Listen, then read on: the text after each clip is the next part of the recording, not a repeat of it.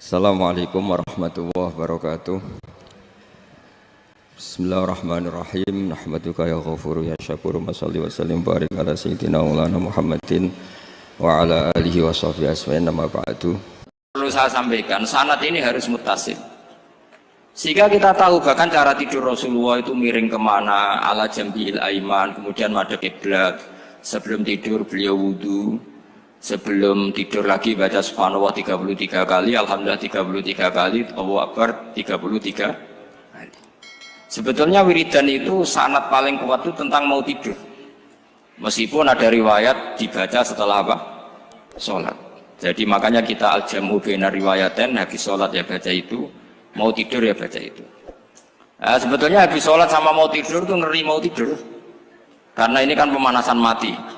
Pelatihan mati, karena satu kondisi yang ada sudah tidak bisa ikhtiar. Tapi kayak apa Rasulullah? Justru kita kondisi yang nggak bisa ikhtiar itu pesannya Nabi apa? Kamu baca ini, in mutta kata Nabi, ada yang baca in mitta. Kalau mau berpikir potensi paling ngeri, bahaya paling ngeri adalah orang mau tidur, karena di situ kita tidak bisa apa-apa. Cara musuhmu mangkel beku ya karek nyembelih, cara bojomu mangkel beku ya karek ngobong kok ini TV ini. Anda usah merasa tidak akan mengalami itu, ya insya Allah enggak itu. Tapi dengan melihat di TV semua potensi itu ada. Untuk aku turun yang kendaraan tangis-tangis yang akhirat. Terus tak Gusti kalau mau akhirat mau kecelakaan. Nah, justru mau tidur itu Nabi itu unik. Kelihatan bahwa ada nubuah, ada kenabian yang luar biasa. Kalau mau tidur ada nubuah, ada kenabian yang luar biasa. Kalau mau tidur itu ada wiridannya. Saya termasuk orang yang fanatik baca wiridan sebelum tidur. Jadi jangan kira kalau Selasa sholat jarang wiridan, tidak punya wiridan di tempat lain, itu sangat suudzon yang menyakiti. Saya punya cara sendiri untuk ingat Allah itu, terutama mau tidur. Sampai istri saya itu protes. Gus ini nak bersolat tahu mau nyekel tasbih Nabi tidur, saya itu punya tasbih lupa jumlahnya semuanya di kamar tidur.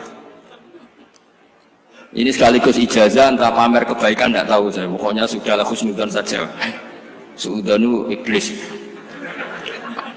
Karena mau tidur saya pikir kalau tahu-tahu saya bangun terus ketemu mungkar nakir terus kayak apa. Sehingga Rasulullah itu ngajari kita luar biasa. Bismika wa du'tu jambi wa bismika arfa'u. Kalau mau tidur doa populernya apa? Bismika Allahumma ahya bismika amun. Hafalnya gitu dok. Saya hafal banyak. Allahumma rabbas samawati sab'i wa rabbal arsyil azim rabbuna wa rabbu kulli syai' falikal habbi wan nawa.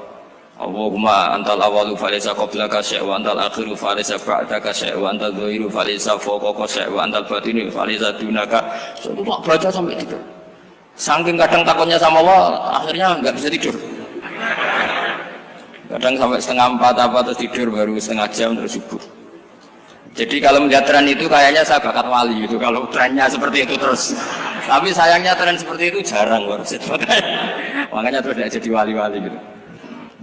Tapi saya ingatkan ke jenengan, sanad-sanad seperti ini tuh yang mungkin Anda lupa. Anda hanya ingat sanad misalnya ya Mu'ad, inni uhibbuka faqul dubura kulli sholatin atau fala tad'anna dubura kulli sholatin Allahumma inni ala dzikrika wa syukrika. Kamu lupa bahwa saat paling krusial dalam hidup Anda itu tidur. Sehingga disebut wa min ayatihi manamukum bil-laili wan. Itu dari segi krusial gawat darurat, setiap saat Anda bisa mati. Belum urgensinya tidur untuk melawan maksiat. Itu kalau kamu hidup di kota Demak atau kota Semarang, bener kepikiran niklap atau wong ayu-ayu seneng terminal ning gone dalan-dalan, itu satu-satunya cara itu hanya tidur. Kowe nak melek tetap jelalatan tak jamin. Masuk ning ngarep masjid Demak nggo tasbih gede-gede. Pangeran ndelok wong liwat tuh eling lur. Barokahnya usul fikih adalah kita belajar dulu. Saya pernah musyawarah sama Gus Zufur tentang usul fikih. Usul fikih itu ada makalah, mubah itu tidak ada. Sebagian ulama berpendapat mubah itu tidak ada. Karena setiap mubah saat itu Anda pasti meninggalkan keharaman.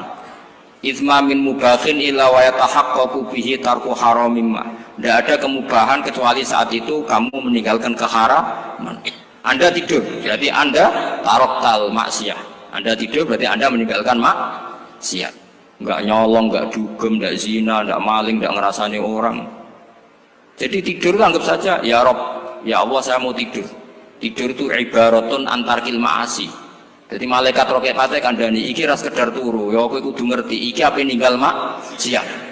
Hitung mulai saiki. Bismika Allahumma ahya bismika amun. Ayo roke patit hitung. Anggap ini kiat meninggalkan maksiat. Terus turun 6 jam berarti tidak maksiat 6 jam. Meskipun akhirnya maksiat karena bangun jam 7. Artinya maksiat ra subuh gitu. Tapi betapa krusialnya ulama.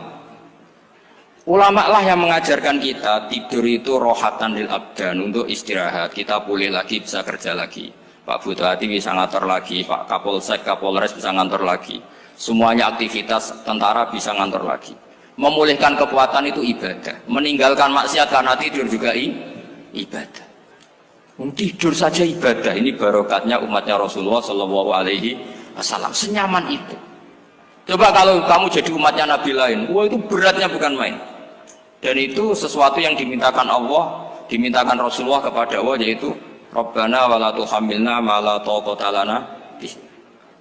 Termasuk la tahmil alaina isron kama hamaltahu 'alal ladzina min qablina. Jangan bebankan ke umat kami sesuatu yang seperti engkau bebankan pada umat dulu.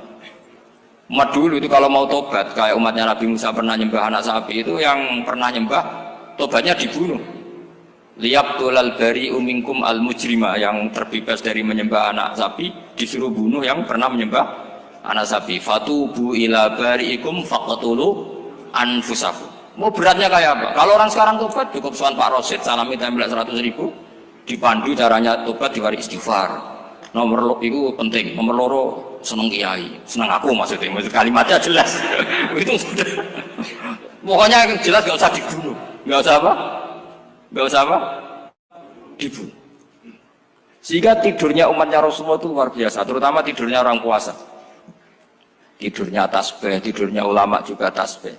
Karena dengan tidur itu kita tahu alamat kematian. Di mana kita masih di dunia saja punya kondisi di mana kita tidak bisa menentukan diri kita sendiri. Dan itu awal dari kita mengimani la haula wala quwata illa billah. Segagai koyok ngono ternyata ada kondisi di mana kita tidak bisa mengendalikan diri kita sendiri.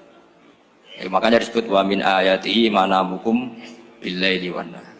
Yang bisa menganalisis itu siapa? Ya ulama. Ulama kok tahu karena punya sanad musalsal ila Rasulillah sallallahu alaihi wasallam. Sehingga uniknya kenapa tidur itu sakral? Coba semua nabi di antara wahyunya itu lewat apa? Semua nabi di antara wahyunya lewat apa? Tidur, lewat mimpi. Inni ara fil manami anni atfahuka fanzur madza tar. Maka mimpi ini harus dikelola secara baik. Yaitu kalau kamu mau tidur, wudu dulu, baca tasbih, terus tinggalkan semua dunia, anggap saja ini pemanasan kematian. Itu insya Allah mimpinya sip pokoknya. Paling dikejar-kejar dajjal kecemplung kali, insya Allah. Tapi kalau kamu tidur gak wudu, raiso turu terus raiso turu mangan seku, raiso turu terus raiso turu mangan seku warak bin iso turu. Insya Allah dikejar dajjal kecekel. Akhirnya ngelindur gak karu-karuan karena tadi. Nah, sanad seperti itu yang punya siapa? Hanya ulama. Ada lagi satu contoh, ini sudah hampir 20 menit Pak. Itu saya pernah ngaji Durarul Kalami Syafi'i, mutiara-mutiara ngendikan Imam Syafi'i. Itu ulama itu mesti ngendikan itu unik. Tadi saya sudah cocokkan sama Bupati, tak tanya, Pak Bupati saya ini punya ilmu dari Bapak, mungkin pas untuk jenengan pakai. Kata Bapak, urip iku padha wae, ngadepi kanca mek musuh iku padha wae, malah kadang ribet kanca. Dulu saya itu iskal itu janggal. Tapi setelah ngaji Durarul Kalami Syafi'i yang ada di Muqaddimah kitab Majmu', Muqaddimah Syarhul Muhadzab Imam Nawawi, Imam Syafi'i ngendikan gini. Man ahsana ilaika faqad qayyadaka. Wong ngapiki kowe nyancang kowe. Pak Ros itu apian bae kok. Kening sareng sowan mampir, gayane apian, jebule nyancang. Awas nek teko niku Mas. Itu faqad qayyadaka, nyancang kowe. Tapi waman asaa ilaika faqad atlaqaka. Wong sing eleki kowe iku penak bebasno kowe. Kowe tau diutangi wong kancamu ta musuhmu. Sing biasa utang kowe kanca. Kowe numpak mobil ketemu musuh enak ra usah nawani, nek ketemu kanca monggo bareng. Sing ngel-ngelo kowe kanca atau musuh. Artinya gini, kanca ya barokah, nggo perjuangan, musuh ya barokah mergo ora tau utang. Jadi segampang itu ulama melihat kehidupan itu. Man ahsana ilaika faqad qayyadaka wa man asaa ilaika faqad atlaqaka. Jadi akhirnya kita hidup itu berkah terus. Di konco ya enak kata Solo, di konco Gus Zofur, nak kalau buatan sakit fikih musyawarah, ora iso tasawuf musyawarah. Di konco Pak Rosid, konco rai sederhana, pokoknya duit. Tadi kurang contoh, kalau rai Arab kan nggak sederhana, Pak. Wajahnya mewah terus. Ekonominya juga sederhana, saya sama Rosid sama-sama gak kaya. Jadi ada nyotokan kan Gus Zofur sama Gus Baknya ngebis. Memang saya sering sama Gus Zofur ngebis, sampai sekarang masih sering. Bukan karena miskin yang jelas itu pilihan itu. Jadi ulama itu segampang itu melihat kehidupan. Saya termasuk kiai muda yang nggak takut mati, bukan karena yakin di surga gitu, karena saya sering baca berdoa. Allahumma ya Allah, kata Rasulullah, kamu harus berdoa ya Allah, ij'alil hayata ziyadatan li fi kulli khairin wal mauta rohatan li min kulli syarrin. Mungkin sekarang kita ada zina, mungkin sekarang kita ada korupsi, mungkin sekarang kita ada maling, tapi potensi itu tetap ada. Yang bisa ngakhiri itu apa? Kematian. Maka anggap saja kematian itu rohatan li min kulli syarrin, semua mengakhiri semua keburukan. Kayak apa Rasulullah memandang kehidupan? Kalau kamu masih hidup, anggap saja ziyadatan li fi kulli khairin. Saya gara-gara hidup saudaranya kersane Pak Rosid ngaji di sini. Ikhlas Pak Rosid itu sangat ikhlas. Saudaranya senior kula dipaksa ke gelem, diintimidasi ke gelem. Wah itu barokah. Nanti setelah saya mau mati, karena saya juga akan ridho-ridho saja. Ya Allah, ini akhir dari segala potensi keburukan saya. Sehingga kiai NU, kiai alim, ada bajingan, tukang ngemel wong kok mati. Saya gitu Pak, niki saya gitu. Tangganya orang sing gelem muni saya. Kiai ini maksud, ayo Pak, muni saya Pak. Buatan saya ini tempuh, lan saya pun mati, pun buatan sakit nakal nih. Ya jenenge rohatan li min kulli syarrin. Kalau mayit ya rohatan lahu min kulli syarrin. Kayak apa sanad kita ke Rasulullah, kabeh itu dimana jadi ibadah. Al hayat ziyadah fi kulli khairin, al maut rohatan min kulli syarrin. Kenal Pak Rosid ya ibadah, apalagi kenal Gus Zofur ibadah, kenal bupati ibadah, konco perjuangan. Kok kenal preman ya ibadah, konco latihan dakwah, anggapnya latihan ngelola rehab. Kenal polisi ibadah, jaga stabilitas nasional, kenal ABRI ibadah, jaga NKRI. Kenal orang nakal ibadah, dianggap pembinaan, semua itu ibadah. Kayak apa ajaran agama ini? Semuanya baik-baik saja, tergantung niat. Tapi sanad ini siapa yang punya? Hanya ulama. Nah ulama itu siapa? Ya orang yang kamu ketemu. Dalam konteks ini Mbah Mun. Mbah Mun ngajari kita macam-macam. Mbah Mun ketemu orang siapa saja hormat. Saya kemarin bikin makalah untuk beliau, termasuk saya cerita dari riwayat Rasul akli ba'dal iman billah at-tawaddud ilan nas wastina'ul ma'ruf ila kulli barrin wa fajirin. Inti iman setelah akal menentukan kita iman kepada Allah, akal setelah mengantarkan logika iman kepada Allah, akal itu kita gunakan at-tawaddud ilan nas supaya kita bersikap simpatik dan melakukan kebaikan kepada siapa saja. Karena barokahnya kita simpatik, nak ngandani wong nggih gampang. Misalnya kita di kiai alim sundul langit sampean mbek tangga muwedhit, ketemu wong perengut, sing ape ngandel iku sapa? Sementara sing preman, ayo ngopi nggonku sik tenang ae. Sing kiai ini orang begawean ngene kopi kowe. Akhirnya sing preman sakhok di pengaruh, sing kiai ini bakhil gak duwe pengaruh. Itu tidak boleh kejadian seperti itu. Makanya ada riwayat wasqinaul ma'ruf ila kulli barrin wa fajirin. Terus kula suwun sanad-sanad seperti itu tidak boleh hilang. Saya itu kitabnya Bangun Al-Ulama Al-Mujaddid itu setengah hafal, sampai sekarang masih tak baca. Kalau mau tidur tak baca, bahkan di tas saya itu ada terus. Ya karena kalau saya di Jogja kangen Bangun baca itu, ketika beliau masih sugeng, apalagi sekarang. Karena jangan sampai saya ini punya fatwa yang mukhalif terhadap fatwanya Mbah Mun. Ini terutama warning sama santri sarang, nggak boleh. Terakhir itu Mbah Mun punya kecenderungan, punya pikiran kayak Yusuf Qaradawi. Ya potensi wajibnya zakat khodrowat fawakih. Ngendikan gini sama sih ingat ketika ngaji sama Gus Zofur Pak Rosid kalau bangun guyon wong desa iku wis melarat gegere nganti koyo akeh wae bangun nyontokno gegere macul nganti koyo akeh gara-gara sing ditandur pari wajib zakat. Wong Sulawesi nandure kakao cengkeh, zaman iku cengkeh joyo berhubung ora akut gak wajib zakat padahal kaya. Jadi fenomena itu sering diutarakan beliau.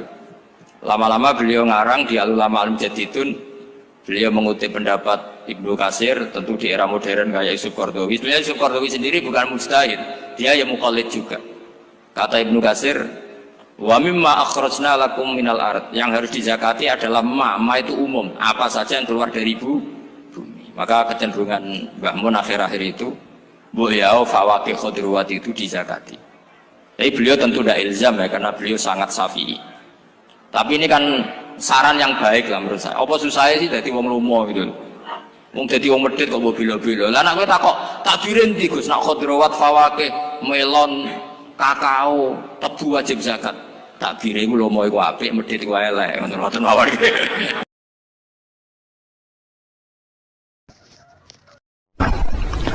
Ada nikmat batinah, yaitu kepuasan mendapatkan ma'rifatullah. Aku ulang lagi, kepuasan mendapatkan apa? Ma'rifatullah. Itu nikmat batin. Baik yang terkait Allah maupun terkait logika-logika tasawuf. Terkait Allah misalnya gini, misalnya pulau mikirnya. Kulo nu bolak-balik matur niki berkali-kali di tempat ngaji ini. Kim-ki jenane eling mboten gadah masalah ingatan ini eling-eling. Eling-eling tenan. Wong nak soleh, ya soleh, soleh. Cek soleh mulai cilik, cek soleh dadakan terus husnul khotimah. Pokoknya napa? Soleh. Niku nak mati, niku bumi ku nangis. Nangise bumi ku kekurangan utawi kalong wong sing sujud ning ndekne. Ya Allah Gusti, biasanya wonten tiyang niku sujud teng nggen kula, dia berperilaku baik teng nggen kula, sakniki tiyang niku pun jenengan ambil, nangis bumi. Sakniki sing urip arek bedua-bedua, damel narkoba, damel ngefly, damel macam-macam lah. Iku nangis bumi. Langit semeneng. Semeneng. Gusti matur nuwun Gusti, orang itu saya tunggu lama, sekarang sudah engkau angkat ke tempat kami. Maksudnya diangkat teng langit. Sing bumi nangis, sing langit apa? Seneng. Nah kemudian kita berpikir begini, bumi kok iso nangis piye? Nah itu terserah, sampean apa termasuk ulama zahir, apa termasuk ulama batin. Kalau ulama zahir mengatakan bumi nangis itu mau kinayatun anil husni, pokoknya pantasnya bumi itu susah, wong kelangan putra terbaiknya.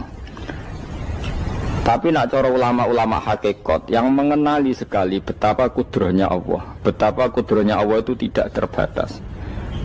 Itu yang meyakini bumi nangis itu nangis tenan. Misalnya ngaten kalau tak terang malih ya. Kowe bayangno dadi Nabi Adam, ngrungokno kowe. Kowe bayangno dadi Nabi Adam. Nabi Adam tenan maksudnya. Terus Nabi Adam orang pertama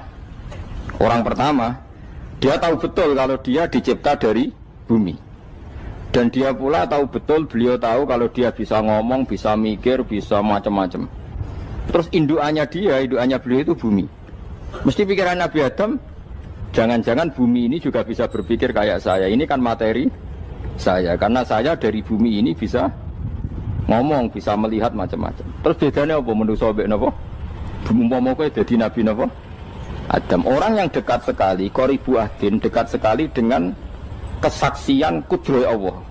Gini ku dekne roh nak materi ini ke bumi, dan dia orang pertama yang urung lali kemana. Tapi ketika sudah ribuan orang, mungkin jutaan orang, lali. Seakan-akan bumi itu tidak jenis dari kita. Bumi adalah hal yang berbeda dengan kita. Kita manusia berakal, bumi itu benda mati. Terus kowe katut wong goblok-goblok, bumi itu benda mati. Sajane ya rada kriminal wong Islam muni bumi itu benda mati. Enggak bisa berpikir, yang bisa berpikir hanya manusia. Itu kengawuran-kengawuran yang kita ciptakan sendiri, kita wariskan turun-temurun. Umpama kowe iku dadi ulama, ngomong ngono iku isin. Bumi kok nyekseni kowe sujud, banyu nyekseni mbok pangan, mbok ombe kanggo sujud. Semua itu bersaksi tentang kita. Ya, lan sampean tanglet kula, cara melogika gimana? Begini, tak wari cara gampang-gampangan ya. Tak warai tauhid sing kasyaf. Tauhid ini yang dawuh Sayyidina Ali lau kusifal khoto umastatu yakinan. Umpama somben tutup-tutup iku dibuka, akulah imanku ora tambah mbek pangeran. Karena tren dunia dan akhirat sama. Zaman ning dunia ya Allah ala kulli saing kodin, kok zaman ning akhirat ya Allah ala kulli saing.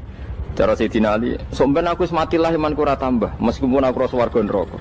Lah kena napa? Darah padha wae, ning dunia ya pertunjukan kudratullah, ning akhirat ya pertunjukan kudratullah. Jadi pikirannya Sayyidina Ali seperti itu. Saya kan lahir misalnya tahun 1970. Berarti mulai Nabi Adam itu saya kan nggak ada. Ngerti-ngerti ada. Saya mengira waktu zaman tidak ada itu panjang apa cepat? Cepat, karena kita tidak melalui itu. Ujuk-ujuk wujud. Kadang kalau mati ya wedi kan. Mau mati jebule kiamat 1 juta tahun kasih opo nang kuburan. Masih di Khalillah itu. Makanya aku ya ora roh, tak tinggal turu sakmono kan yo nglilir. Nang nglilir terus nang ndi. Apa mlaku-mlaku nang donya, apa piye, nak turu ya kok ngani ngoyo turu kok ribuan tahun lintas. Terus ya apa jajal? Sampeyan tak takoki, misale sampeyan ning kuburan iku apa? Apa ngadepi muka nakil tukaran terus itu keselen tukaran kok nopo ratusan ribu mungkin. Nah terus kita dilatih. Kata Sidina Ali gampang latihan seperti kata Sidina Ali apa gampang ya udah menjadi wong alim. Pada akhirnya kita ini aku zaman urip yo ora roh karepe, ngerti-ngerti urip, mati yo ora roh karepe. Pas mati sampean petangin yo ora roh karepe. Pokoke wa matar sauna illa ya syawah. Makanya masyhur itu dia ketemu orang ateis. Dia orang ateis itu anti Tuhan, anti Tuhan pokoknya. Dia ditanya, lalu kamu hidup itu karena siapa? Ya enggak tahu hidup. Lalu kamu mati yang menentukan siapa? Ya enggak tahu, kalau tahu mati. Ya berarti Anda enggak bisa menentukan diri kamu sendiri. Akhirnya dia taslim, ya ada yang menentukan. Lah ya ada yang menentukan itu dalam Islam disebut apa? Allah, disebut kalimatu haqqin alaiha nahya wa alaiha namut. Jadi kalau maknanya itu kalimat yang benar-benar nyata, yang karena kalimat itu pula kita mendapat kehidupan, yang karena kalimat itu pula kita mati, yang karena kalimat itu pula kita akan bangkit lagi. Itu yang makna hakikat. Tapi kalau makna syariat enggak begitu. Kalau makna syariat begini, dan ini benar juga. Mengenai kena ada di ulama, ciri utama ulama itu jami'ul bayan. Dia kalau menjelaskan itu indah sekali dan orang pasti taslim. Sama saya tak warai tenan. Sama kan biasa wiridan la ilaha illallah kan biasa, mulai mimpin tahlil sampai kepeksa mergo do tahlil melok, sampai sing darani bid'ah akhirnya ya melok tanggane napa? Tahlil. Soale wae. Kata Ibnul Qayyim Al-Jauziyah dalam kitab Zadul Ma'ad. Kitab Zadul Ma'ad itu kitab kesayangannya Sayyid Abdul Al-Haddad. Sayyid Abdul Haddad itu pengarang kitab Zadul Ma'ad. Padahal kitab ini dikarang oleh muridnya Ibnu Taimiyah. Abdul Haddad itu gak seneng Ibnu Taimiyah tapi seneng muridnya. Jadi di sini ulama ya demokratis. Gak seneng gurunya tapi seneng. Saja nih Ibnu Taimiyah itu orang baik. Ya ulama top ya baik, ya waras top. Tapi ngerti-ngerti Wahabi itu identik dengan Ibnu Taimiyah. Akhirnya ulama ahli sunnah penyebut itu terus isin. Mulane kiai-kiai ra ono sing dalil kala Ibnu Taimiyah mergo dicap Wahabi. Padahal Ibnu Taimiyah wong alim. Di kitab-kitab kita termasuk Syekh Muhammad piyambak nanya Ibnu Taimiyah kala Syekhul Islam no kala. Tapi kan ini sudah milik Wahabi sehingga kita ini terus akhirnya gak gelem nyebut. Jadi kitab koyo dalil fastabiqul khairat iki apa par iki dadi dalil yo dhewe-dhewe. Wah parah tenan wong-wong. Dulu saya melihat orang enggak kunut itu ya biasa. Mergo saya sebagai wong alim ngerti iku mazhab Abu Hanifah. Saiki nek ora kunut Muhammadiyah. Kita ini sebetulnya ahli ilmi enggak tahu kunut itu mazhabnya siapa kita. Itu mazhabnya Abu Hanifah, yang kunut mazhab Syafi'i. Tapi tahu-tahu iki mazhab NU, iki mazhab Muhammad. Mana ada orang-orang ini bisa punya mazhab? Ngalime sepiro nganti dadi no? Mazhab. Tapi wis dadi bahasa, wis dadi apa? Sewajo kabeh jane. Mas repot-repot. Tak warai iki. Sampeyan ben nglafadzno la ilaha illallah iku keren iki, keren tenan mboten keren-keren. Ngendikane Ibnu Qayyim Al-Jauziyah itu gini. Min asliha khuliqatil jannah wa min asliha khuliqatin nar. Terus wa min asliha khuliqatid dunya wa min asliha buisatir rasul wa min asliha qatalar rasul. Wah, terus sampai sekarang saya tak bedai. Surga itu kan digawe kelas VIP. VIP mewah. Terus jari rugane widadari dulu kan nak wingi sebut. Kira 70. 70. Wayu kabeh kan ora ono sing kriting, wayu kabeh. Wayu kabeh terus gak tahu delok wong liya kan. Kadang bojo kita wis elek jek delok. Oh iya, widadari sifatnya maksuratun fil khiyam. Jadi gak tahu keluyuran ning ndi. Wayu kabeh. Lek surga yang semewah itu selek itu ya bagi mereka sing nglafatno atau yang menerima la ilaha illallah. Neraka sekarang dibikin dalam itu. Jari Abu Hurairah neraka tes-tesane benda kamu jatuhkan ke neraka itu untuk sampai ke bawah itu nunggu 70 tahun. Kila 70.000 tahun. Jadi nak hati yang membuat ceplok dan neraka itu ceplok itu ngenteni 70 tahun. Betapa dalamnya ngenteni bigo biro ya bayang misalnya. Oh itu kontraktor mana saja tidak sanggup itu disuruh ngeduk ke dalaman neraka. Iku ya mau kanggo wong sing menolak la ilaha illallah. Jadi kalimat ini luar biasa. Swarga digawe bagi yang nerima, neraka digawe ya untuk yang menolak. Itu kalimat sing nak tahlilan turu iku lho. Iku kalimat sing nggo alasan Allah gawe swarga. Terus kalimat sing suwe-suwe sing lafadzno diarani bid'ah iku. Itu kalimat sesakral ini nasibnya akhir zaman iku entek. Gara-gara dilafadzno tahlilan tersangka jadi apa? Bid'ah. Dulu kalimat yang dipuja-puja penyebab surga dan neraka. Saiki kalimat itu tersangka. Mau perkara napa? Bid'ah.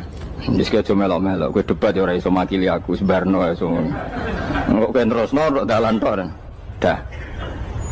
Berarti la ilaha illallah itu kalimat yang surga dibikin karena itu, neraka dibikin ya karena itu. Kemudian Allah punya sunnah, lalu butuh pelatihan. Dikasihlah Allah gawe bumi. Piye manusia butuh latihan, dibikinlah bumi. Dan ini latihan ikrar la ilaha illallah dengan sadar, dibikinlah bumi, liyabluwakum terus dites. Wes digawe bumi, ono makanan, ono minuman, ono wong wayah, ono pegatan macam-macam, wong diutang sembulet macam-macam. Gue ngetes, eling la ilaha illallah apa eling utangi, eling la ilaha illallah apa eling kasuse, pokoknya dites. Karena nggak fair kalau Allah bikin itu kemudian nggak dites, dibikinlah darul imtihan. Dunia itu bahasa Arabnya darul imtihan, tempat tes-tesan. Imtihan mana apa?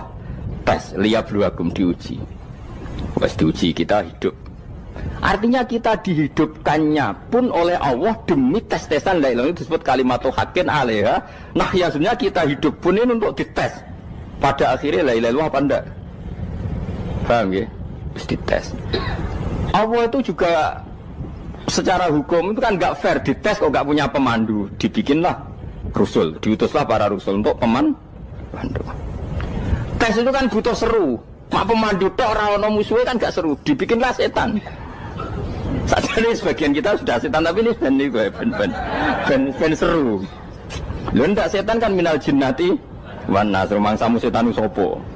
Baik setan minal jinnati wan nas. Jadi kena muni auzubillahi minasyaitonir rajim, terjemahnya berlindung Allah dari saya sendiri. Allah itu. Lho itu kalau lama dulu biasa auzubillahi min syururi anfusina wa min sayyiati amalina. Sebenarnya kita berlindung hanya dari setan yang jauh, iblis itu enggak. Ya setan diri kamu sendiri, min syururi anfusina, dari kejelekan diri kita. Ngomongnya do wujud, soalnya setan tuh makhluk gaib sing piye. Lah kowe iku sapa? Nganti kowe maksiat terus mergo akrab klop, roh mbek setan klop. Mulane terus maksiat. Dah. Allah ngutus pemandu yang ngecul setan ben fair. Napa? Fair. Jadi semua darul ibtila ini juga demi kalimat. Nah, makanya disebut kalimatul haqqin sing alaiha nahya. Kita hidup ya demi mendapatkan kalimat itu. Kita mati nanti ya demi kalimat itu, artinya mati ke neraka ya karena kalimat itu kita menolak atau mengabaikan. Masuk surga ya karena kalimat itu kita hormat, kita benar dalam memperlakukan kalimat itu. Berarti alaiha nahya wa alaiha nam. Terus wa alaiha nub'as karuan, kalau kamu termasuk minal aminin ya nub'as minas solihin, kalau minal kafirin ya nub'as minaz zalimin. Tapi semua desain dunia ini hanya demi kalimat la ilaha illallah Muhammadur Rasulullah. Nah ini kan penting. Bagaimana mungkin kemudian kalimat sesakral ini, sehebat ini, kemudian ada orang tahlil kamu tidur. Kok iso kula janggal kok iso wong turu. Misalnya kayak mangkel, kalau mangkel sing mimpin Gus, wira barbar. Bagaimana mungkin kalimat yang menyelamatkan Anda kemudian Anda anggap problem? Elek gak? Apalagi kamu anggap ini bid'ah. Nak cara kula oke lah, ndongakno mayit itu gak ono tuntunan Nabi. Tahlilan gak ono tuntunan. Tapi wis muni tok kono tok. Artinya menduk kono tok ora usah nyerang kalimah, enak kalimah tetap kalimah thayyibah. Soal kowe ora seneng sing tahlil, mergo tiga profesi lah iku wonge wae gedhinge aja geman. Ya saya misalnya, saya kadang enggak cocok sama mubalek karena kadang profesi. Tapi saya tidak pernah anti pengajian, bagaimana itu membawa syiar Islam. Tapi kalau mubalek kadang ora seneng, kadang takok entuk piro. Bareng sangoni sithik kok sumput mek transportasi ini. Lah ngono kok mbok senengi iku piye? Tapi kita terus gedeng keliru ku sing gawa siar Islam. Mana ada pengajian didengar orang banyak tanpa mubalek? Gak iso. Ini iso melepukno barang-barang ra penting dadi penting iso. Lah cara guruku teng sareng yang ape melepuk nganggo panggung barang perkara. Tapi kadang ya benar. Yang namanya mudin mubalek ya itu bisa benar bisa salah, tapi kamu nggak boleh gedeng kalimatnya. Piye kalimat itu kalimat hak. Nah, ini penting kalau utarakan. Sehingga zaman Nabi Sugeng ini rungokno tenan ngaji kula. Zaman Nabi Sugeng ada sahabat namanya itu Usamah bin Zaid. Ini sahabat kesayangannya Nabi, hibbu Rasulillah. Usamah itu diutus Nabi perang. Ini dengerin ya, diutus perang. Pas perang itu si kafir tadi memenggal temannya. Ada yang tangannya putus, kakinya putus. Wah, seorang kafir ini sudah luar biasa. Bacok sana, bacok sini. Ketika terdesak oleh pasukan Usamah, kebetulan Usamah ini cakap ya, sama beberapa temannya orang Ansor. Orang kafir yang sudah koto'a arjulana wa koto'a aidiana, dia pas terdesak bilang la ilaha illallah. Terus sama Usamah tetap ditusuk, dibunuh karena dia berpikir ini qolaha muta'awwidzan, dia melafadzkan kalimat itu hanya berlindung dari pembunuhan. Setelah dilaporkan Nabi itu marah besar. Nabi ngendikan kaifa anta ya Usamah bila ilaha illallah idza ja'at bika yaumal qiyamah. Kowe nek ditakoki la ilaha illallah ku piye? Piye wis ngomong la ilaha illallah, tapi sampai ngomong ngoten sakwise ngetoki tangan kula, maksudnya tangan kula tangan kelompok saya, kaki saya. Nabi tetap jawab kaifa bila ilaha illallah idza ja'at bika yaumal qiyamah. Pokoknya Nabi menyoal terus. Sampai menjadi fatwa ijma'nya fuqaha, siapapun yang melafatkan la ilaha illallah harus kita terima meskipun qolaha muta'awwidzan, meskipun saat melakukan hanya cara zahir berlindung dari kematian, sehingga kita terima. Orang kafir yang 80 tahun kafir melafatkan la ilaha illallah 1 menit menjadi mukmin. Sampai ada ayat qulil ladzina kafaru iyantahu yufar lahum ma qad salah. Ini kalimat yang sakral, bahkan kafir yang 80 tahun saja menjadi mukmin hanya karena melafatkan la ilaha. Mulane yang ngaji saya, yang seneng saya, jangan pernah kamu mengatakan ada bid'ah yang orang bisa jadi kafir. Bagaimana mungkin orang mukmin yang ke kuburan dan melafatkan la ilaha illallah kamu katakan kafir? Padahal kalimat ini yang kafir 80 tahun saja menjadi mukmin. Saiki ana wong nglafatno la ilaha illallah mergo salah tempat pinggir patok mbok arani kafir. Kok aneh. Mungkin kafir 80 tahun udah dadi mukmin iki gara-gara nglafatno la ilaha illallah dadi kafir. Mergo mau salah tempat ning pinggir apa? Patok. Mboten ora cocok muni nganggur, wong sering ziarah ku nganggur. Nyatane ya tenan. Cara dekne pegawai negeri ora sering ziarah. Nah itu, tapi ora usah muni kafir gak mungkin lah. Coba kalimat ini itu orang kafir yang 80 tahun menjadi apa coba? Dengan melafatkan kalimat ini mukmin kan? Berarti kalimat ini adalah kalimat penghilang kekafiran. Lalu karena dilafatkan secara salah dianggap kafir hanya karena bid'ah, itu tidak mungkin. Makanya sebetulnya Wahabi yang alim-alim itu tidak berpendapat demikian. Saya punya beberapa referensi Wahabi yang alim itu tidak pernah mengkafir-kafirkan orang karena perdebatannya seperti itu. Tapi saat ini wis kuwajo. Sebenarnya kalau orang alim itu ya mirip-mirip, tentang Wahabi tanda mirip-mirip karena kalimat tadi. Wahabi itu kitab terbesarnya itu Ibnu Taimiyah. Ibnu Taimiyah itu punya murid Ibnu Qayyim Al-Jauziyah. Itu sampai sekarang saya lihat di fatwanya Ibnu Taimiyah itu begitu hormat sama orang-orang kita ini sama. Tapi tahu-tahu lewat penyaduran sana sini terus menjadi kacau. Jadi kalau balik ini malah sampai anak kepengen dua nikmat batinah seperti tadi yang saya utarakan. Swarga dicipta sedemikian mewah ya demi yang menerima la ilaha illallah. Terus neraka dibikin se-ekstrim itu juga bagi yang nolak. Kemudian dibikin daru pelatihan yaitu dunia ya karena kalimat berarti kalimat itu luar biasa. Wa biha qamatis samawati wal ardu. Kalimat ini pulang menjadikan langit bumi berdiri. Lalu sekarang kita bisa ngomong, bisa berpikir, bisa ngadekno BPKB macam-macam. Itu karena kita sendiri apa karena kudratullah? Saya tanya. Karena kudratullah. Kalau karena kudratullah, apa susahnya Allah bikin kemampuan tanah ini nangis, tanah ini susah. Wong podo-podo kowe iso nangis, iso mikir ya mergo kudratullah, ndak karena kamu. Harusnya ya sama, bumi-bumi ini bisa menangis juga karena kudratullah. Makanya bumi ini menangis ketika enggak ada orang yang sujud. Itu ya mungkin. Wong zaman kowe iso nangis ya krana kudratullah, mestine bumi yang kamu katakan benda mati, hakikatnya dengan kudratullah juga sama dengan kita.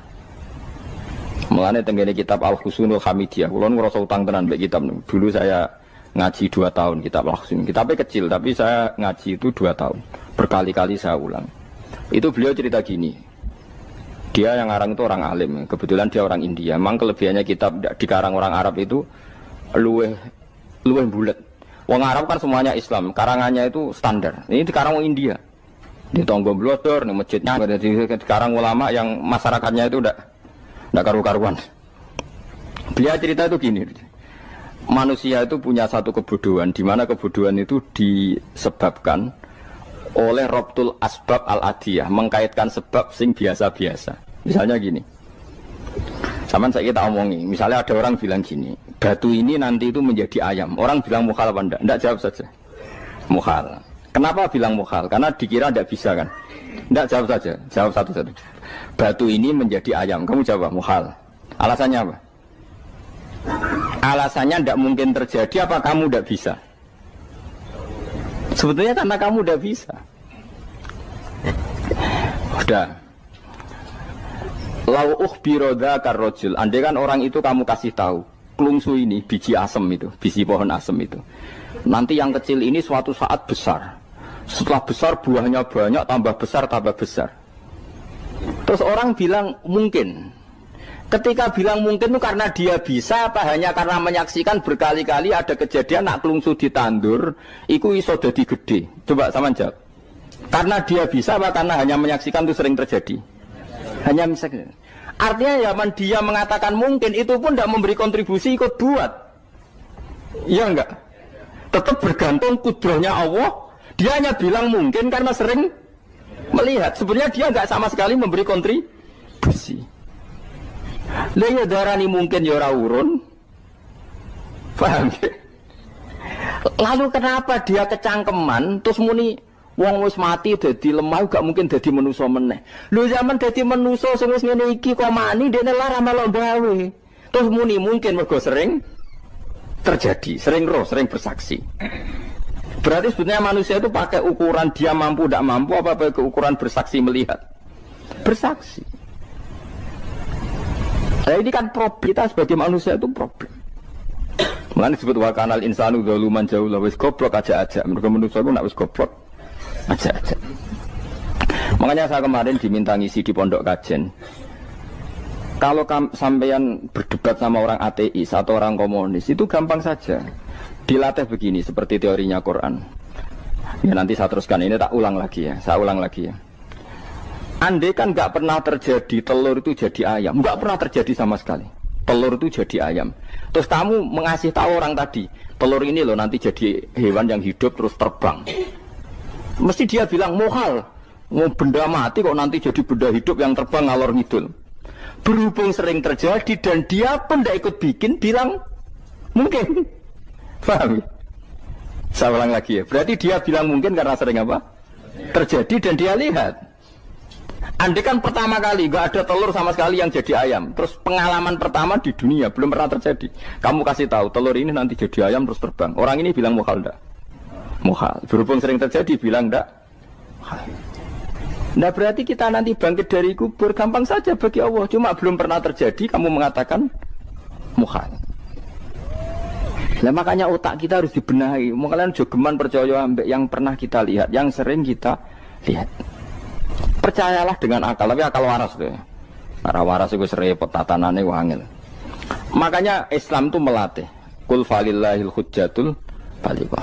Misalnya begini ya, dulu kalau Gerwani atau PKI atau siapa sajalah, itu kalau melatih anak-anak TK, makanya seorang ulama harus punya kecakapan penjelasan ibanatul ahkam.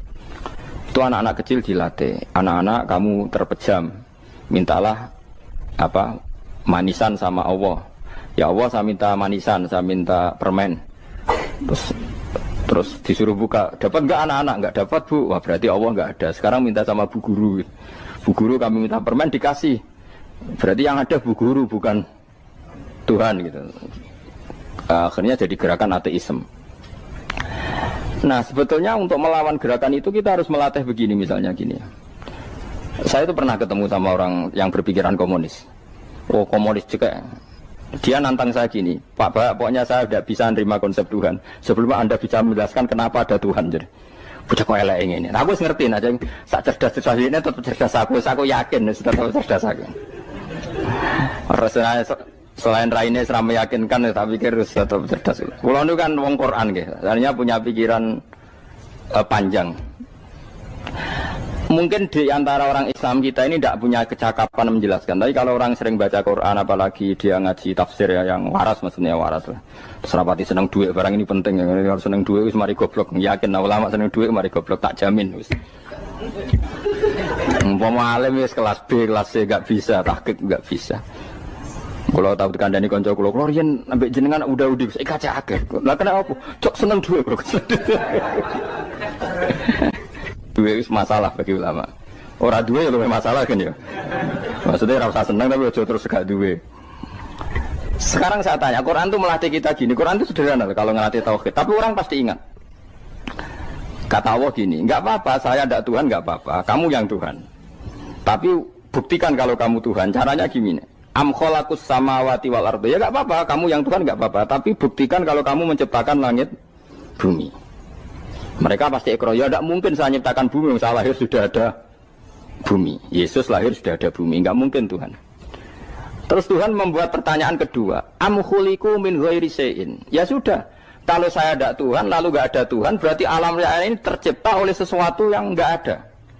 Aneh nggak? Misalnya sebelum alam raya ini nggak ada Tuhan. Berarti sebelum alam raya ini kan adanya nihilisme, sesuatu yang nggak ada. Kemudian sesuatu yang nggak ada menjadi penyebab sesuatu yang ada. Aneh nggak?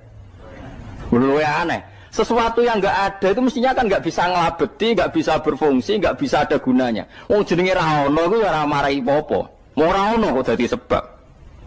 Sesuatu yang menjadi sebab itu yang wujud apa yang nggak ada? Yang wujud. Sak takok ini. Lah kalau nggak ada Tuhan, berarti alam raya ini lalu sebabnya apa? Ya dari ketiadaan, lalu tiada itu menjadi sebab. Yang tiada kok jadi sebab itu tekem gitu. Mikir. Di mana-mana yang sebab itu harus barang yang wujud, nggak boleh tiada kok jadi sebab. Ini kan jadi aneh, sesuatu yang tiada menyebabkan sesuatu yang ada. Terus dia bilang, ya pokoknya ronde ini kalah, Pak. Tahu kapan tak pikir aja. Pikir nganti mati temenang aku ini ngono. Makanya sebetulnya dalam ilmu mantek, pertama itu kita tidak harus iman Tuhan itu namanya Allah, tidak harus. Makanya pertama dikenalkan, sementing kenal Tuhan itu ada dulu. Disebut zat sing wajibil wujud, belum disebut namanya Allah. Allah itu disebut nama Islam, itu paham ya?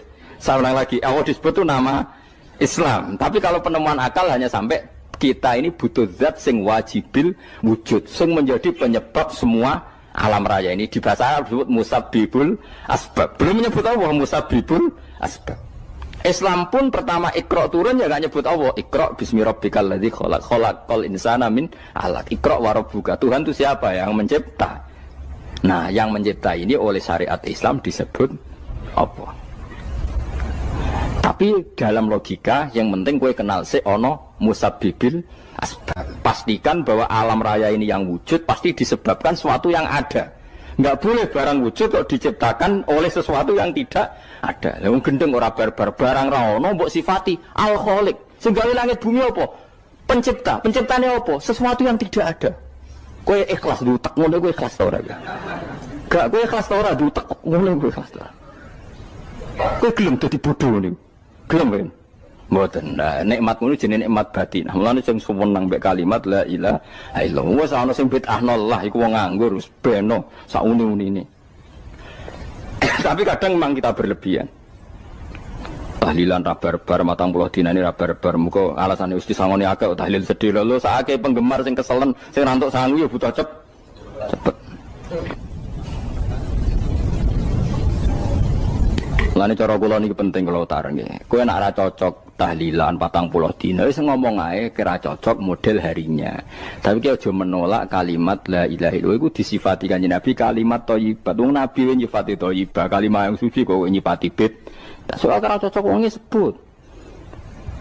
Misalnya kamu bilang saja wong mati wis sangu amale lha apa didongakno barang. Nek kowe pengen ndonga ora usah ndonga. Wis ora usah biasa wae. Kula lah mbok dongakno ora seneng.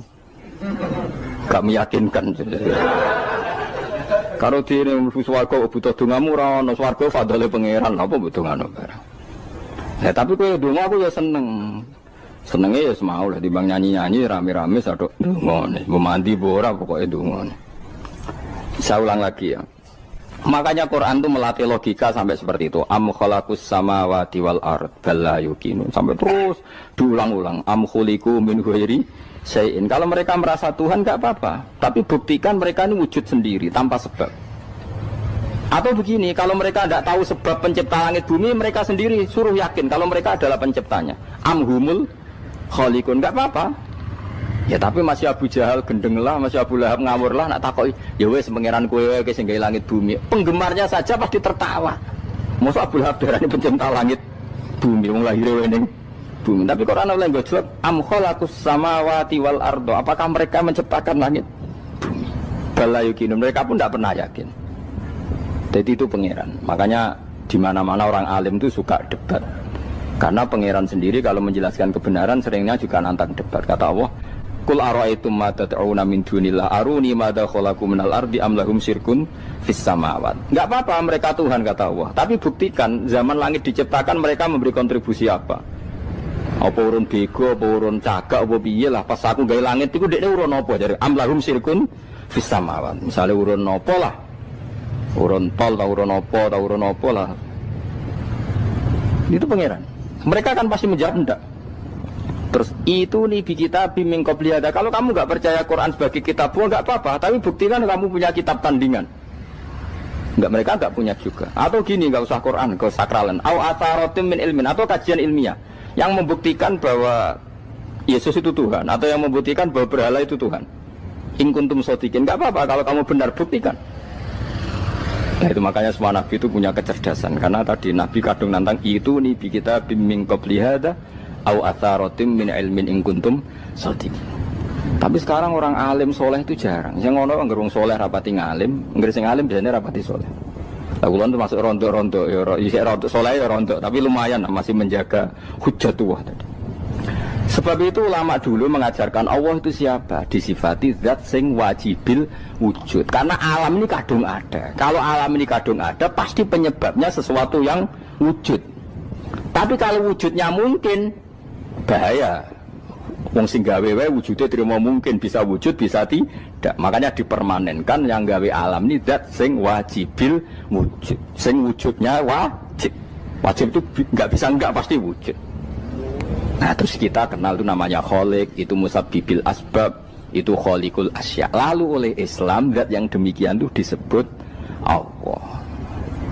Terus jadi la ilaha illallah. Nah, orang yang bertauhid gini tentu punya kenikmatan batin yang luar biasa. Sehingga saya bayangkan nanti mati yang ngono biasa wae kan. Gusti zaman kula teng donya ora melok ngatur oksigen, ngatur nyawa, ape mati ndak ra ngoten. Mulai dari Sidin Ali, jenengan jemben nak mati tambah pinter apa biasa? Ya biasa wae.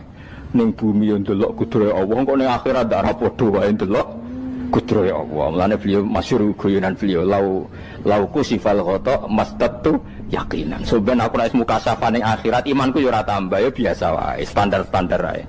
Maksudnya kue ning dunia ujung-ujungnya paling pokok ya menyaksikan kudratullah. Sebenarnya akhirat ujung-ujungnya paling pokok ya delok kudratullah.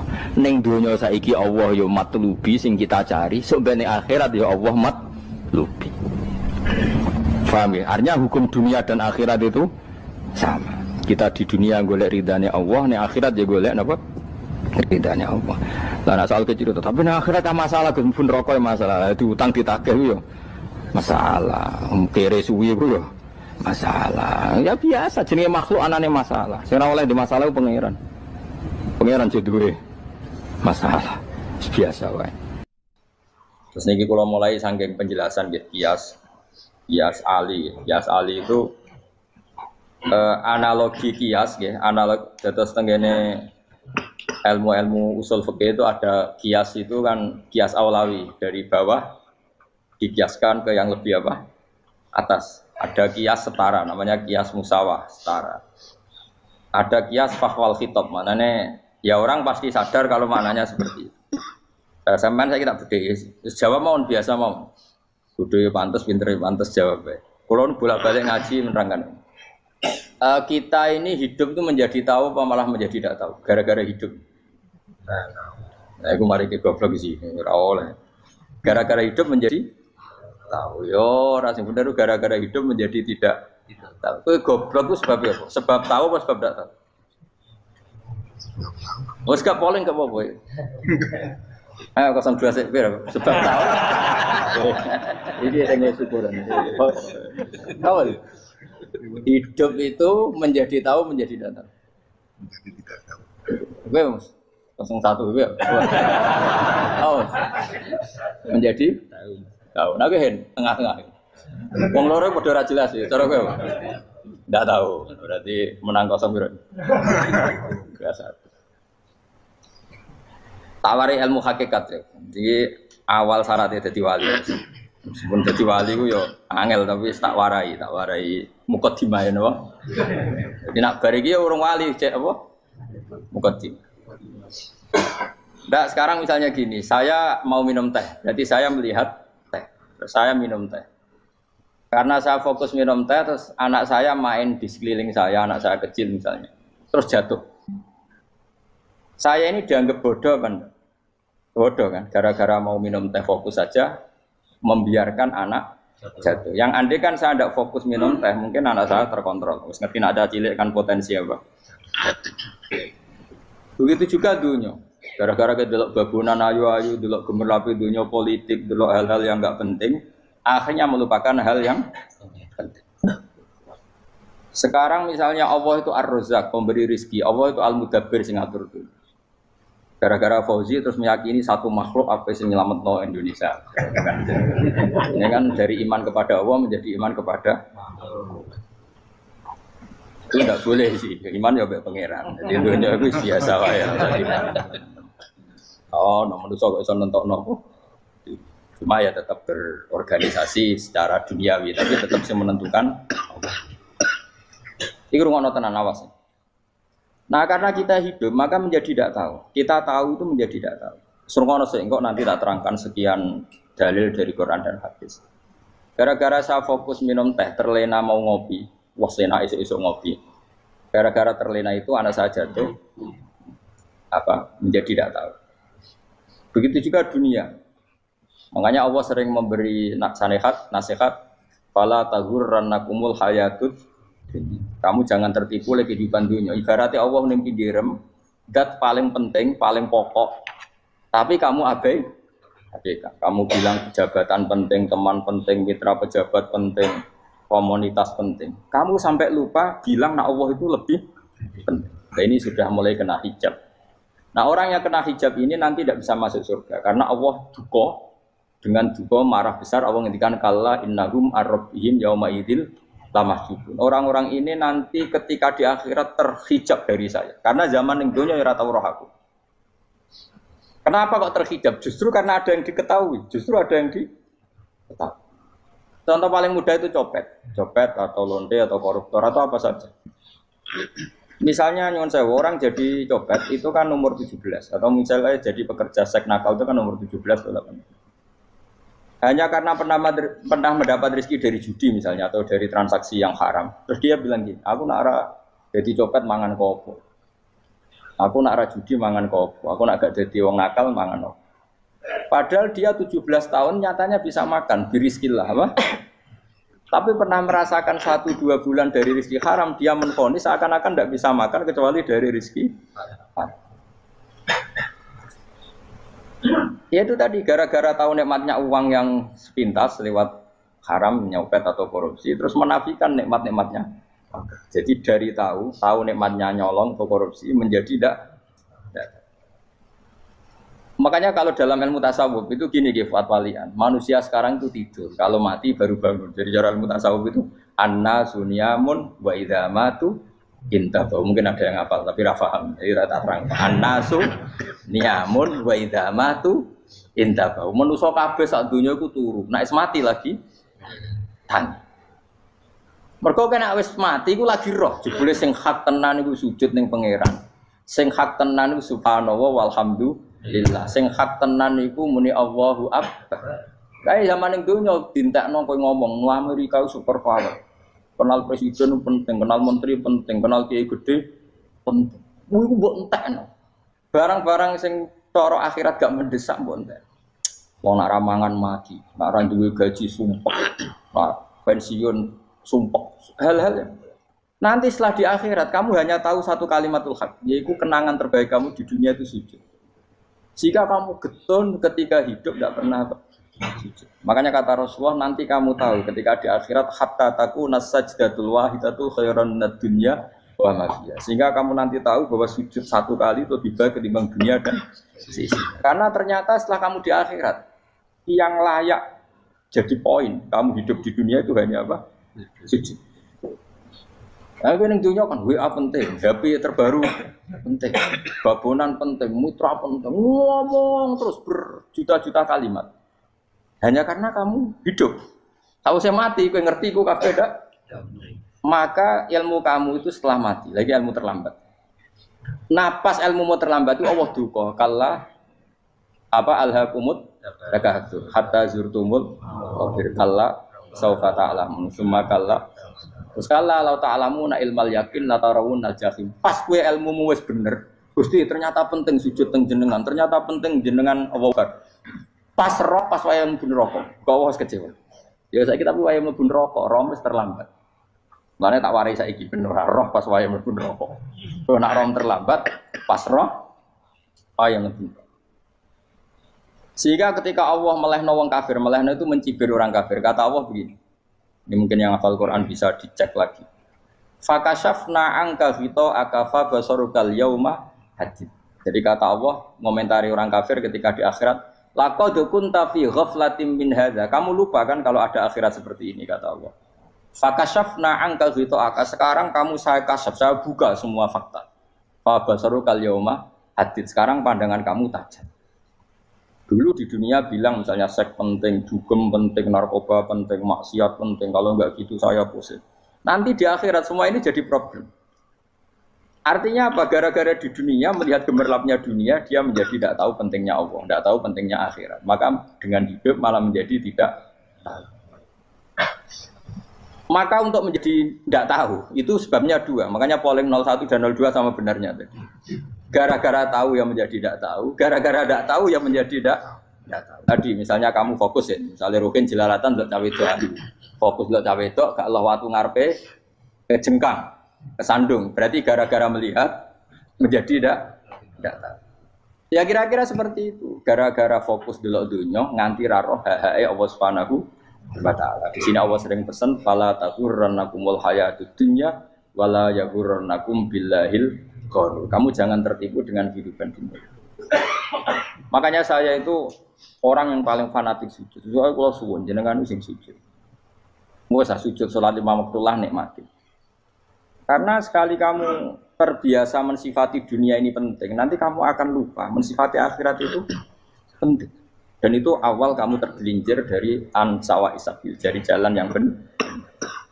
Makanya tadi pepatahnya orang sufi apa? An-nasunyamun wa idza matu indah. Manusia itu tidur, kalau mati baru. Terus contoh kedua begini. Kenapa Allah begitu murka ketika orang tidak mengerti hak-haknya Allah? Bukan karena Allah anarkis atau keras. Memang secara akal pasti begitu. Saya sampai tak beda ini. Lihat contoh gampang-gampang saja, tak wari logika. Kalau ada orang buta lewat kemudian nabrak tembok, karena apa? Karena buta kan? Buta itu maknanya apa?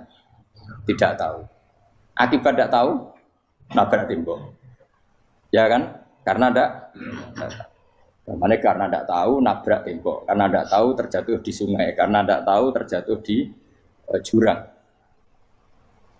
Sekarang juga sama. Orang karena tidak tahu pentingnya agama, tidak tahu pentingnya Allah, kemudian dia fokus ke duniawi. Akhirnya ya nabrak tembok. Natijanya sama enggak? Saya ulang lagi ya, orang buta karena tidak tahu nabrak tembok. Orang fokus untuk perempuan cantik atau melihat apa, kemudian dia tidak tahu depannya juga nabrak. Untuk menjadi nabrak itu syaratnya tidak tahu apa tahu? Bisa dua-duanya. Tidak tahu ya sebabnya nabrak, fokus ke yang lain ya bisa. Ya, maka tidak tahu ya sebab nabrak, fokus ke yang lain juga sebab. Nah, mata kita, hati kita ini sudah dipenuhi hal-hal yang tidak penting, sehingga kita lupa dari hal yang penting. Kayak tadi kita mau minum kopi saja, fokus sampai meninggalkan anak main sampai jatuh.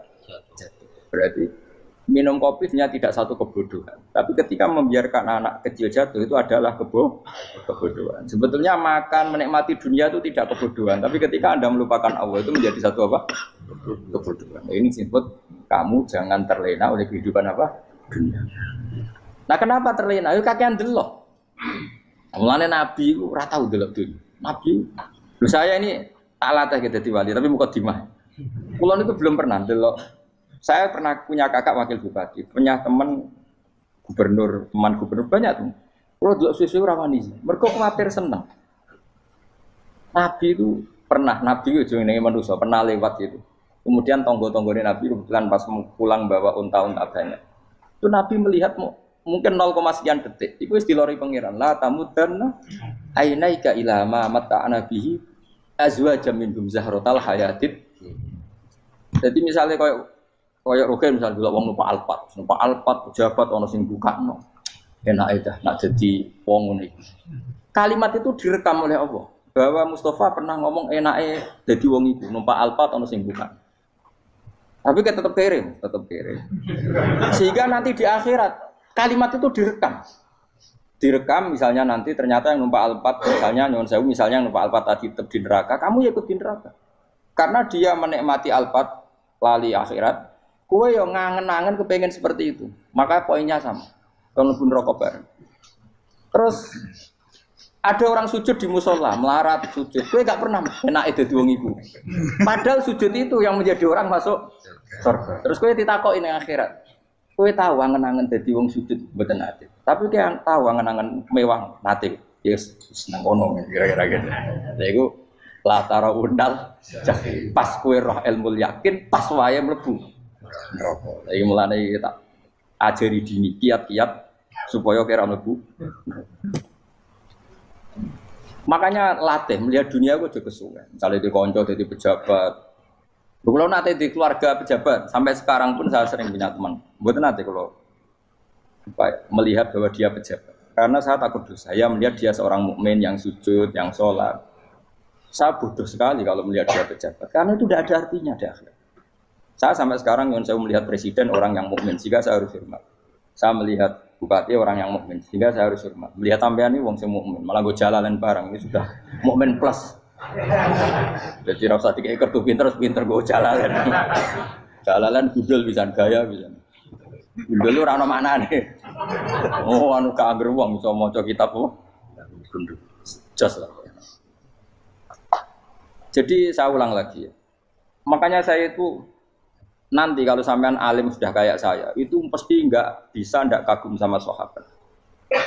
Sahabat itu, apalagi Rasulullah ya tentu. Sahabat dulu aja yang gampang ditiru. Sayyidina Umar ketika ditusuk oleh siapa? Abu Lu'lu siapa? Al-Majusi. Abu Lu'lu itu seorang Majusi. Dan Umar itu orang pendendam. Dia orang pendendam. Tapi tentu karena dia orang baik, ya pendendamnya hal-hal yang baik. Coba kalau kamu ditusuk orang itu dendam nggak? Kira-kira sebagai manusia kan dendam. Itu tanyanya begini sama yang ya taruh sekarang orang dekatnya. Yang bunuh saya tadi siapa? Itu Abu Lu'lu Al-Majusi, Hulamul Muhirah. Dia budaknya Muhirah. Majusi, iya ya Umar. Dia sudah mau mati. Itu ngetikan gini, sama siapa teksnya? Alhamdulillahilladzi lam yaj'al maniyati biyadi rajulin sajadalaka sajdah yuhajuni biya yaumal qiyamah. Ya Allah, terima kasih sekali ya Allah. Engkau mentakdirkan saya dibunuh oleh orang yang enggak pernah sujud. Kalau saja dia pernah sujud, maka dia berhak menuntut saya dengan sujudnya untuk masuk surga. Artinya gini, kalau dia ditusuk orang yang pernah sujud, misalnya Sayyidina Umar kok ditusuk oleh Ruhin, kemudian Umar Ruhin masuk neraka, aku tetap pedih Gusti. Isowai sujudnya dia menjadikan enggak berhak masuk neraka. Artinya Umar saking hormatnya pada sujud itu dia enggak berani. Jadi kira-kira kok Umar sujud kowe, iku kira-kira rawani maksudno anak kowe mlebu neraka. Piye-piye di kekuatan sujud yang mempotensikan tetap dia masuk surga. Makanya dia seneng, dendamnya kesampaian. Syukur lah nek sing mateni aku ora tau sujud. Dadi tak patut nang neraka langsung gludeng ngono kira-kira gitu. Saking hormatnya ambek sing jenenge sujud. Tapi kita sekarang enggak rawong ning musala sujud. Ya kan wong nganggur. Otak kita ini sudah PKI lah kamu. PKI halus. PKI yang tanpa kartu, paham? Makanya Allah kalau muji sujud, enggak sampean tak latih supaya baca Quran yang benar. Kayak apa Allah bikin Ka'bah? Kayak apa mulianya Ka'bah? Itu dibikin Allah untuk apa? Lil akifina wa satusai warrukais sujud, dan untuk orang-orang rukuk dan sujud. Ketika Allah menurunkan rezeki di bumi dan di langit, itu perhitungannya Allah masih itu asli. Rabbana liyuqimus shalah faj'al afidatan minan nas tahwi ilaihim warzuqhum inasam. Gusti ben nak sujud ku kuat. Piye-piye menungso nak ramangan ra kuat. Nak is kuat di tenaga yo ben sujud. Liyuqimus shalah. Ketika Allah muji orang baik atau ibunal abidunal hamidunas sa'ihuna satruse arraqiunas sajid. Yang rukuk yang sujud. Karena tadi ketika nanti Anda di akhirat, kenangan terbaik Anda di dunia itu hanya sujud. Liyane iku. Coba misalnya kene akhirat terus video disetel iki. Pas kongkoi-kongkoi ning perapatan. Bariku nglamunem disetel. Ben dadi pegawai negeri. Ngayal gajine sakmene, engko sakmene nggo wayo. Wan direkam kabeh. Ora sini-sini wong. Terus tokoh idola sing duwe wae sing tumpakane Alphard sekretaris saya. Iku mbok nang utakem iku berpuluh-puluh tahun. Dan itu jumlahnya poinnya misalnya 100.000. Bareng idol anu Kanjeng Nabi mau 10%, cuma gayanya mau coba sholawat. Tapi sebetulnya agak tahu bayangno ini miskinan Mbak Amit nih miskinan. Gayanya mau coba sholawat, tapi teke ora tahu pengen melarat koyo. Yes. Itu direkam. Makanya dari Habib-habib sing alim-alim niku almar'u ma'aman ahabba hada targhib wa tarhib. Kita ini kan sering dimotivasi mubalek. Mubalek itu kan saya naik dewe nak ngomong. Pokoknya seneng Nabi swarga. Dari Habib-habib sing alim nak ngritik, masalahnya dewe mu almar'u ma'aman ahabba. Wong dibarekno wong sing disenengi. Apa kamu bisa menjamin seneng Nabi saudure seneng wong-wong itu? Jangan-jangan kita lebih berkeinginan seperti orang tertentu yang kaya raya, yang terkenal, yang hebat. Meskipun kowe oleh sana muni seneng Kanjeng Nabi. Jangan-jangan status cinta kita terbukti ke orang itu. Iya, toh misalnya gambarnya pasang neng kamar, puas, partai, uang, kuasa. Terus kue nyumbang masjid nyuwun sewu mau 50.000, tapi bareng nyumbang untuk kemenangan orang itu 10 juta. Nyebut uang itu satu hari 100 kali, nyebut Nabi bedak sholat. Warung dihitung, dipoling mbek malaikat. Disurvei buat dipoling orang pokoknya. Dengan cara begini status senangnya orang ini ke siapa? Ya, ono pengajian sholawatan nyumbang 50.000, nanggo pemenangan. Harus sudah diundang hayya ala sholah melakukan ngenteni komat. Tapi nak diundang acara kampanye teko ngarep sedurunge 2 jam. Dari sekian di polling, terus kadar cintamu ke siapa coba? Dari sekian indikator misal cara polling. Jangan-jangan diputuskan lebih senang ke itu.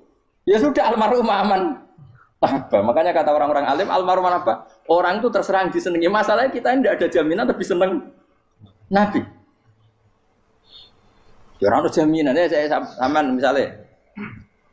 Hitung dewi-dewi. Rasa menang terus kok begitu. So wis kadung dosa iku wis kadung. Makanya Sufyan Ats-Tsauri itu dadi wali kurang sama mergo ibadah akeh mboten. Sufyan Ats-Tsauri gurunya Imam Syafi'i dadi wali itu sederhana. Sama tak ceritane orang-orang jadi wali dengan cara yang sederhana. Tapi kan niru copy paste ya, artinya ora apa ya KW lah. Kalau niru enggak apa-apa tapi KW kebaikan. Sufyan Ats-Tsauri itu ditanya, "Kenapa kamu sedekat itu sama Allah dan Anda keramat?" Jadi resepnya begini, Dok. Saya itu belum pernah ke masjid nunggu adzan. Paling enggak setengah jam, 1 jam sebelum adzan itu saya sudah ada ke masjid. Ditanya, kenapa begitu? Ketoke kok kawula sing elek, moro ngenteni diceluk. Wis ngerti nek wayahe yak ngono kok Allah nyeluk. Misale saya punya cah dalem atau saya punya karyawan, tiap jam 8 itu buka toko. Nah, bayangno itu sih. Saya punya karyawan tiap jam 8 tugasnya buka. Selalu buka tokonya ngenteni tak panggil. Rohen, toko buka, siap. Tapi besok ya ngono lagi, wis jam 8 buka, siap. Tiap hari gitu, kira-kira ngedarani karwaniku goblok apa sopan? Kira-kira enggak jawab ya? Goblok kriting enggak usah gitu. Nah, Sufyan Ats-Tsauri tidak mau gitu. Wong wis ngerti nek Allah ya mono wayahe manggil. Dadi ya kerja malu ya wis ning kono. Dadi nek Allah ayala salam pun Gusti. Ayala salam pun teng mriki. Lha iku sudah dadi wali. Oh iku saya buat tiru tapi kawe lho, gak masalah. Tapi ini kan resep, no? Lho mangkel lo gak kira-kira. Ono karyawan tiap jam 8 kon buka toko. Selalu marane ngenteni di pagi. Jadi wali dulu tuh punya cara muamalah sama Allah tuh luar biasa. Ya ora usah mbok tiru terus kemen dadi wali wis ra iso kadung salah. Biasa wae. Aku lah nganti saiki ya biasa wae. Aku mau masjid ngenteni mek kumat ya biasa wae. Tapi aku kan iso dadi wali lewat jalur liya lah aku ya. Jalurku kan akeh. Mulang ya mari wali, sabar ning coba ya mari wali. Jane ana jalur fikir ya mari wali gitu. Tapi kan loro, fikir loro. Jadi Imam Adil ya wali, di bojo judes iku wali masyhur. Ana wali mu barokah di bojo judes. Jadi ya jalur dadi wali. Wah lebih ngeri lagi. Ngeri tenan nganti akhirat aja wedi. Jadi anak jote wae gak. Para suami takut istri silakan baris, bareng sing wis baris, bareng sing wedok. Pak Rene lho tetep moro-moro. Wah, wedi bojo kegawangan ini akhirat bahaya, you know. Terus bahaya wedi bojo nganti kegawan apa? Tengah akhirat. Masyhur jadi cerita-cerita wali guys. Biasa ulang lagi ya. Latih, meskipun dari kecil latih. Makanya kamu tahu kenapa Quran itu kalau ngendikan sujud kayak gitu spesial.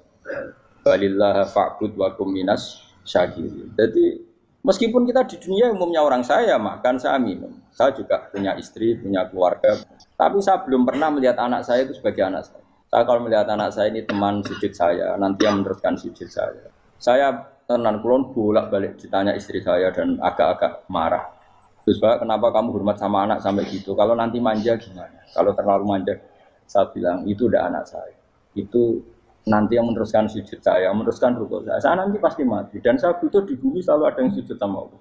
Dan itu yang paling dalam otoritas saya itu anak saya. Orang lain itu enggak dalam otoritas saya. Jika kita melihat anak itu ini penerus sujud saya, penerus rukuk saya. Kita enggak sudah duniawi sekali. Rumah tanah, anak tua ben di rumah. Kapitalistik. PKI lah pikirannya yang Cina yang ngono.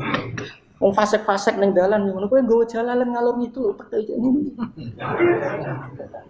Jadi dulu itu kalau para nabi donga fahabli min ladunka waliya yarithuni wa yarithu min ahli Yakub, seorang turunan yang meneruskan tradisi sujud, tradisi. Sehingga ulama-ulama dulu kalau dongakno anake ya min ahli sujud, wa min ahli Al-Qur'an, wa min ahli sunnah napa? Enggak apa-apa kowe seneng donya gak apa-apa. Ora usah tak warai wis seneng dhisik. Paham dadi ora usah cara Gus Bak ra apa, ora usah tarani ra apa, wis mbok lakoni. Makanya kula suwun sangat, sujud itu luar biasa. Nanti kamu di akhirat kenangan terbaik Anda di dunia adalah pernah apa? Sujud. Bayangkan kalau itu jadi orientasi Anda. Anda berpolitik, cek melok partai Gerindra, cek Golkar, cek PDI supaya jadi penyuara sujud tidak dilarang di Indonesia karena umat Islam mayoritas. Saking mayoritasnya sampai pejabat rasolat terawani. Beberapa pejabat rasolat bakal dipilih. Itu berarti kamu berpolitik niat bikin satu pressure supaya standar orang benar adalah sing nopo. Sujud itu ya benar. Kok yang kaya kerja biar bisa beli tanah untuk masjid. Yang orang miskin ikut menopang supaya masjid itu berdiri. Semuanya orientasinya menuju apa? Sujud. Jadi tidak sujud itu harus jadi wong khusyuk sing goblok sujud terus. Tahu-tahu negara dikuasai komunis misalnya. Terus akhirnya sujud gila. Termasuk menciptakan satu suasana Islami di negara ini juga berarti menciptakan keberlangsungan sujud. Karena dengan suasana Islami berarti sujud tidak dilarang bahkan dianjur dan sebagainya. Ini penting saya katakan karena kalau tidak diingatkan ruwet. Nabi itu pernah punya anak dalam. Anak dalam itu setelah mau boyong toro santri itu ditanya, kamu minta apa sama saya? Ya Rasulullah kasih waktu 1-2 hari mau saya pikir. Karena yang menanyakan orang yang sayyidul awalin wal akhirin setelah sekian 2 hari, minta apa kamu? Jalur Anda gak tanggung-tanggung. As'aluka murafaqataka fil jannah. Saya minta jadi temanmu di surga. Oh Nabi kaget tuh. Kok kalian diwarai wong? Mboten terjemah. Kok Nabi diwarai wong ndak ada ya. Terus kenapa kamu minta itu? Kata tadi, kalau saya minta dunia itu nanti zailah. Dunia itu pasti hilang, faniyah pasti hilang. Maka yang abadi adalah saya jadi temanmu di surga. Tapi apa kata Rasulullah Jabe? Fa'inni ala nafsika bikasrotis sujud. Ya sudah, kamu bantu saya, kamu memperbanyak sujud. Kayak ada. Nabi pun mintanya fa'inni ala nafsika bikasrotis sujud. Saya bantu untuk menolong diri kamu, kamu memperbanyak apa? Sujud. Makanya di pertama surat turun itu ada wasjud, kamu bersujud dan kemudian mendekatlah kepada Allah. Tapi sekarang enggak, karena kita kena hijab duniawi, mitra penting, semuanya penting, dan semuanya penting itu makna di hati kamu adalah hadun. Bahkan ngidolakno kiai perkara hadun nafsu, kowe nak dadi kiai gede. Wah, teko ditolak Al-Badru. Wale napu pidato MC ne muni Saiful Fadilah wal Karomah, mbah sauni-unine MC. Bare kudu disangoni dihormat. Tekan muji ulama wae dari segi ya, bare bisa wayo akeh macam-macam. Utak nek elek, tekan muji ulama wis dari segi. Makanya saya ini termasuk ulama, kalau kan saya ngebis biasa.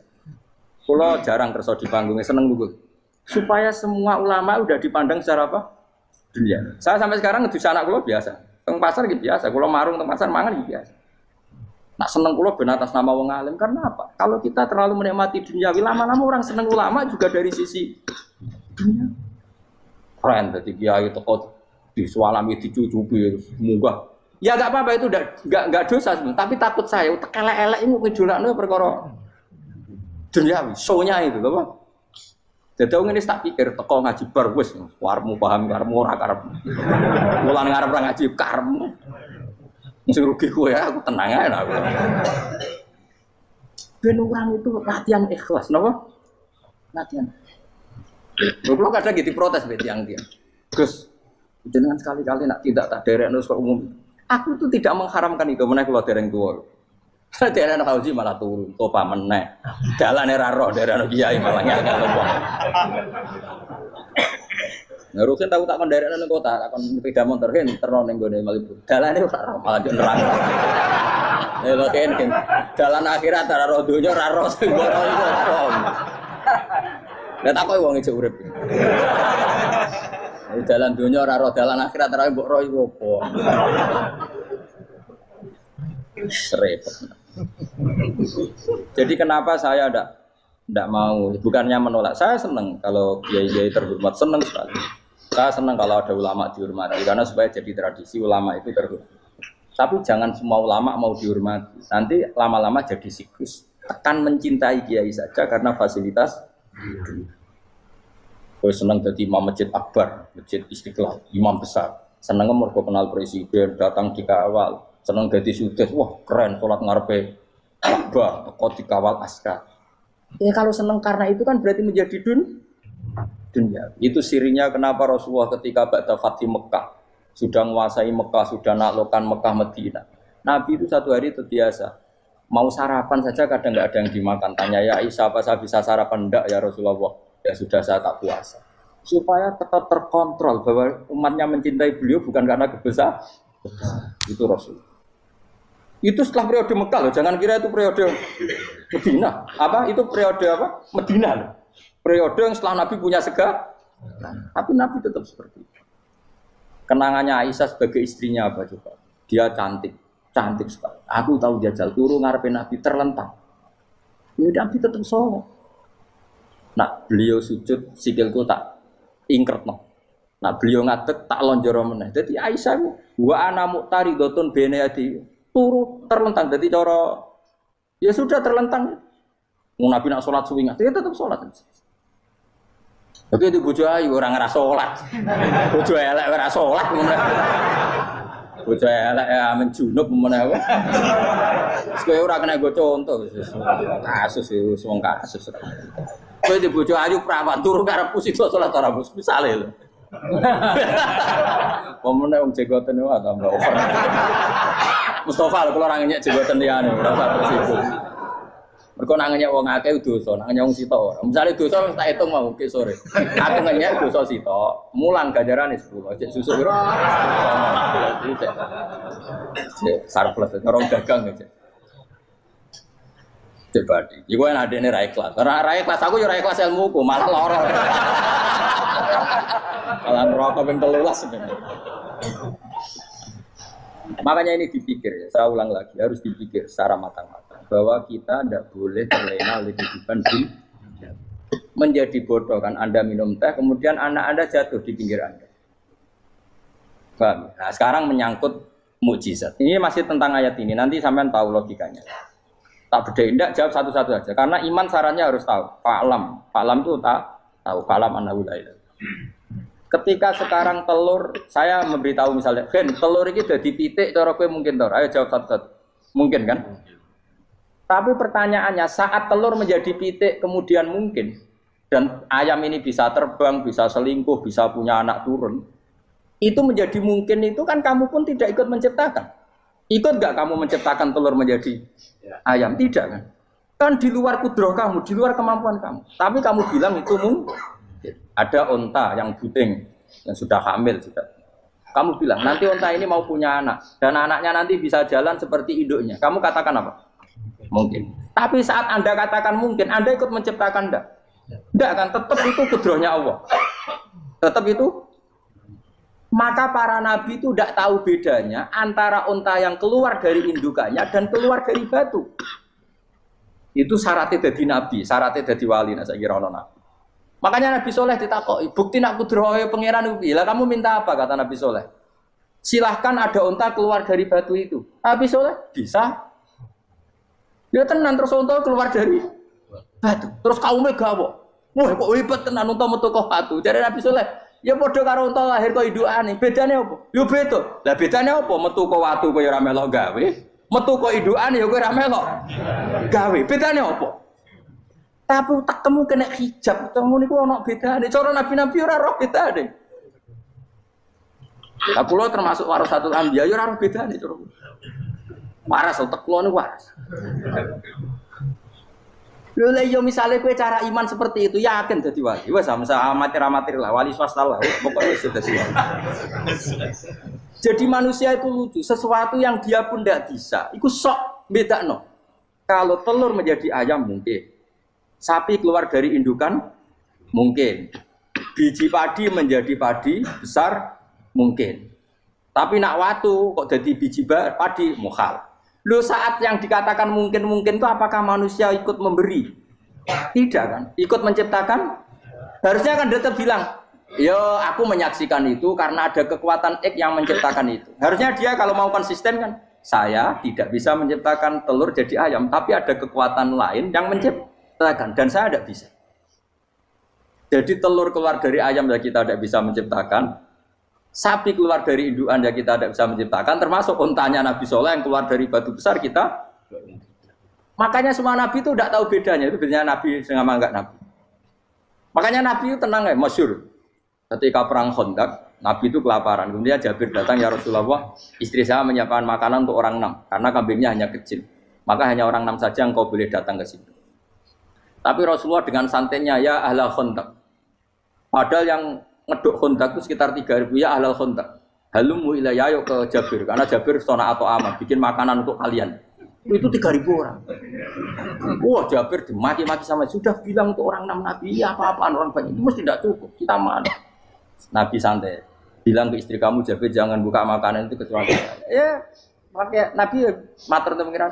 Gusti ini cukupkan untuk orang banyak. Sama Allah di ACC ya terus cukup. Karena bagi Nabi tahu betul. Sekarang ketika beras menjadi beras, apa dalam kudroh kamu? Dalam kemampuan kamu? Enggak kan? Ketika sistem tubuh kita makan kemudian jadi kenyang, apa dalam kemampuan kamu? Kue muni mangan maknane sego bolebokno mulut, terus kue darani punya kemampuan makan. Apa setelah itu kamu mengendalikan sistem saraf kita, sistem urat kita? Enggak kan? Jadi Nabi ora roh bedane, justru itu jadi Nabi. Karena dia enggak pernah terjebak, Nabi enggak pernah terjebak oleh yang dili.